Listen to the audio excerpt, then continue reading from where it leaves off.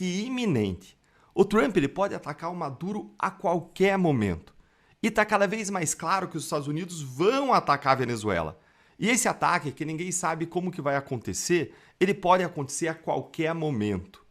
E eu queria convidar você para ficar até o final, que eu vou mostrar para você duas coisas e você vai entender o que está acontecendo. Primeiro, quais que são os indícios de que o Trump vai mesmo atacar a Venezuela a qualquer momento? E segundo, eu quero responder a seguinte pergunta. O Maduro ele vai cair ou não vai? Bora então aqui para o primeiro ponto, relembrando aqui o seguinte. O Trump ele está cercando a Venezuela cada vez mais com tropas americanas. Dá uma olhadinha aqui nesse mapa aqui, ó, que eu tirei do jornal O Globo, tá? Dá uma olhadinha aí comigo desse mapa que você vê aqui, ó, alguns números. Esses números aqui retratam equipamentos militares que os Estados Unidos já colocaram lá. Tem aqui um pequeno navio de combate, tem drones, aviões de vigilância, navios de reabastecimento, caças furtivos, destroyers lança-mísseis, navio de forças especiais e cruzador lança-mísseis. E ainda tem o registro aqui de uma rota que foi feita no dia 15 de outubro por um bombardeiro B-52. E aqui você dá uma olhadinha aqui um pouquinho para baixo melhor, o que é esse tal do bombardeiro B-52? Ele é uma mega máquina de guerra com uma capacidade impressionante para muita bomba que não acaba mais. O arsenal dele vai até 32 toneladas de material bélico variado, entre bombas, minas, mísseis de diferentes configurações, com capacidade até para carregar aí ogivas nucleares. É uma mega máquina de guerra. E não é só isso aí. Os navios americanos eles já estão bombardeando os barcos dos criminosos que saem da Venezuela com drogas rumo aos Estados Unidos. E o governo americano entende que quem lidera esse cartel da Venezuela, que é o principal cartel de lá, o tal do cartel de Los Soles, é o próprio Nicolás Maduro. E nesse sentido, tudo indica também que eles pretendem usar o maior equipamento de guerra do mundo, o maior porta-aviões do mundo, que já está posicionado aí no Mar do Caribe para bombardear os alvos militares do território venezuelano que seriam usados por Maduro para traficar drogas. Esse aí que você vê na tela, o maior equipamento de guerra do mundo é o USS Gerald Ford. O Trump, é claro, ele negou publicamente que ele vai invadir a Venezuela, mas se ele for mesmo, é óbvio que ele não vai confirmar isso em público, né? A maior presença desse porta-aviões aí no Caribe, isso é uma das maiores provas de que um ataque à Venezuela é iminente. O custo da operação anual dessa máquina de guerra aí é estimado em 1 bilhão e 800 milhões de dólares. Desculpa, 1 milhão e 180 milhões de dólares. 1 bilhão e 180 milhões de dólares. Esse é o custo estimado aí dessa máquina de guerra. Isso aí é evidência mais que suficiente de que existe um objetivo claro, tático, estratégico por trás disso aqui. Senão o Trump não ia sair rasgando dinheiro, desperdiçando esse dinheiro todo para colocar esse porta-aviões na costa da Venezuela. Lembrando que esse porta-aviões ele é movido por energia nuclear, de reatores do próprio navio, o que dá para ele uma autonomia grande para ele operar em alto mar por meses. Antes da gente ir para o segundo ponto, eu quero pedir para você sentar o dedo aí no like, se inscrever aqui no canal, compartilhar essa análise, especialmente se você está gostando da perspectiva, da chance de a gente ver um ditador de esquerda cair, para a voz nossa conjunta aqui, de todo mundo que está aqui comentando, todo mundo que está aqui lutando e sempre mais longe. E bora agora entender o segundo ponto, que é o ponto crucial. O Maduro, ele vai cair ou não vai? Olha, gente, a situação do Maduro está cada vez mais problemática. Apesar do Trump ter dito que os dias dele estavam contados, como ele disse aí claramente, fontes lá do governo americano dizem que os Estados Unidos não querem invadir e prender o Maduro, mas sim realizar bombardeios no país para que ele seja forçado a sair. Vejam aqui comigo o que disse uma fonte americana aqui para a imprensa. Olha aí. Diferentemente do secretário de Estado, Marco Rubio, que é mais ideológico, você sabe, o presidente americano ele não prioriza uma mudança do regime. O que Trump quer é um ataque certeiro que dê uma imagem vitoriosa ao mundo em matéria de combate ao narcotráfico, porque essa foi a promessa que ele fez aos americanos. Se haverá ou não mudança de regime, não seria aí a principal preocupação, segundo uma fonte interna lá dos Estados Unidos, declarou para a imprensa.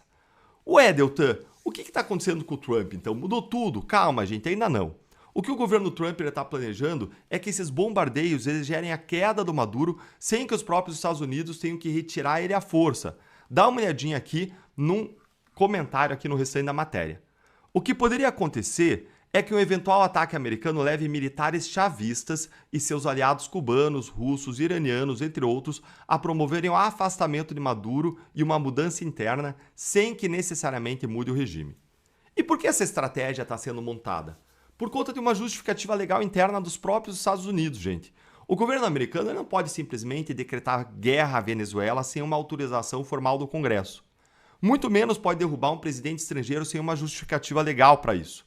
Mas existe uma movimentação contrária dentro do governo Trump que está buscando no Departamento de Justiça uma orientação legal para, sim, derrubar o Maduro. Dá uma olhadinha aqui nessa matéria do Infomoney, o que saiu.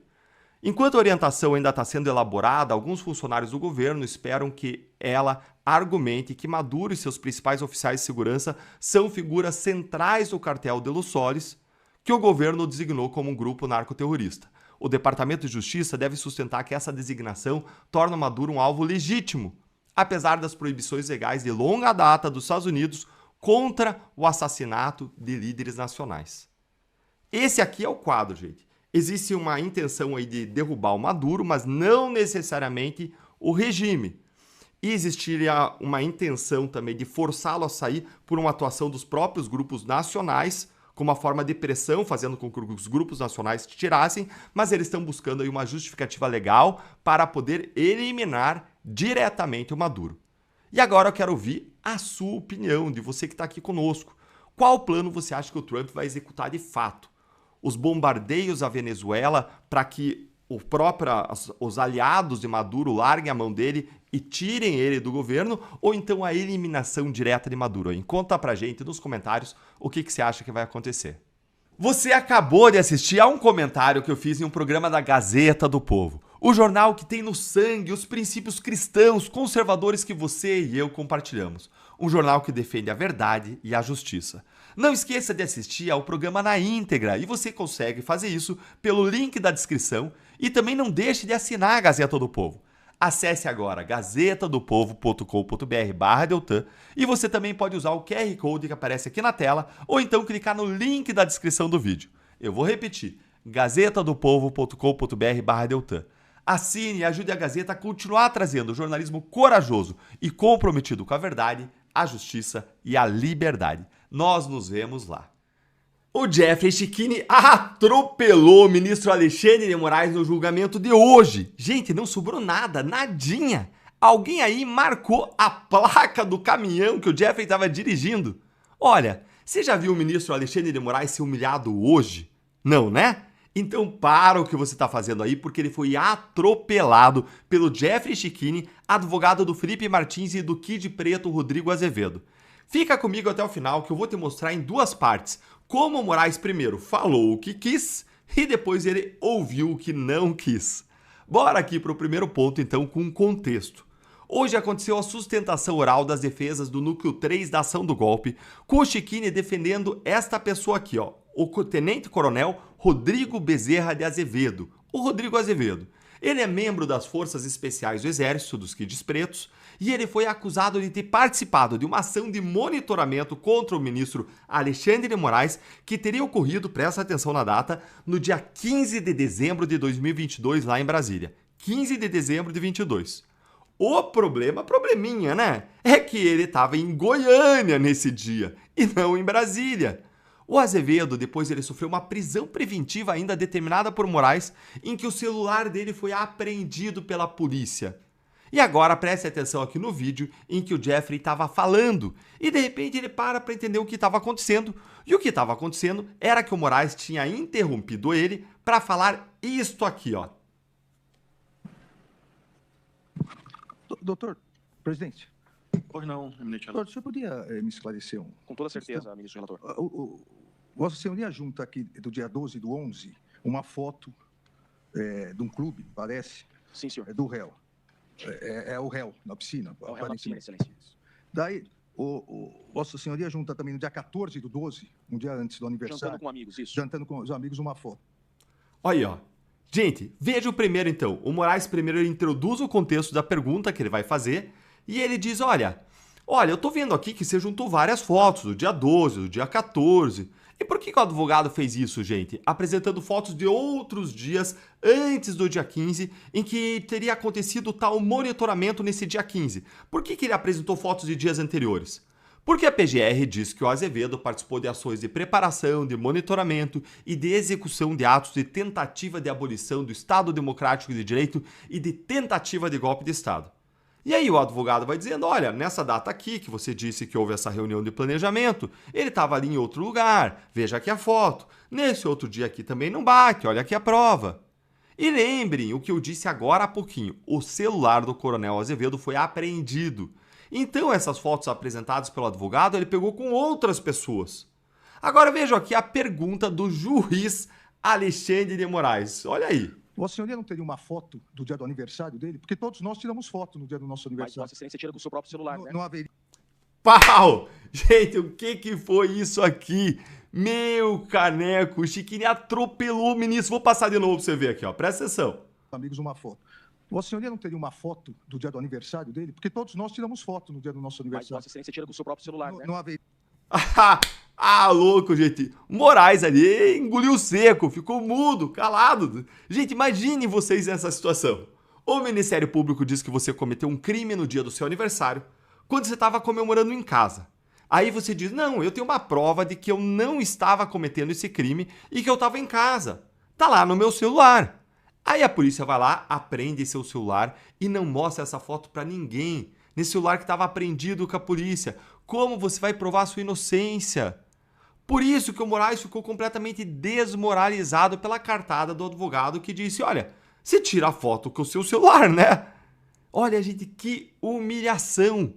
E depois, agora o Chiquini pisa ainda mais no ministro, vamos ver. Mas antes disso, se você tá gostando, curte o vídeo aí, se inscreve no canal e clica no sininho para você não perder nada por aqui. Olha aí. nenhuma foto. Da mulher não tirou uma foto, Então, os filhos. Excelência, essa pergunta, ela é maravilhosa. Eu agradeço o senhor por fazê-la. Vamos suspender esse ato? Eu coloco isso, então. Vamos suspender esse julgamento, oficiar a Polícia Federal para que forneça o laudo de extração do celular do Azevedo e todos nós tiraremos essa conclusão. Está? Opa, vocês entenderam? Depois de ser publicamente humilhado, aí o ministro tenta dar uma lacrada ou tenta contornar a lacrada que ele tomou dizendo, ué, mas não tem foto no celular da esposa, da filha? Gente, se eu tiver um Nokia tijolão e a minha esposa tiver um iPhone 17, a gente vai tirar foto com qual, hein? Vocês entenderam que a pergunta do Moraes é mais ignorante ainda? Ele já tem a convicção de que o cara estava lá em Brasília e a prova disso é que o réu não pediu para a esposa e para a filha tirarem uma foto no aniversário. É isso que é a prova do Moraes? Aí a resposta do advogado é um outro atropelo. E ele fala assim, olha, então, ministro, vamos fazer o seguinte. A gente para aqui o processo, pede para a Polícia Federal ver o celular se tem foto ou não. E aí a gente tira a nossa conclusão. Só que o ministro, é claro, ele não topa. É puro abuso e vontade de condenar independentemente da prova dos autos, não é? E é um baita de um cerceamento de defesa, porque o advogado está pedindo simplesmente para ter acesso às fotos do celular do cliente preso em que pode ter a prova da inocência.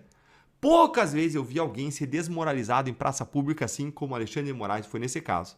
E você, o que você achou desse atropelo aí? Conta para mim nos comentários.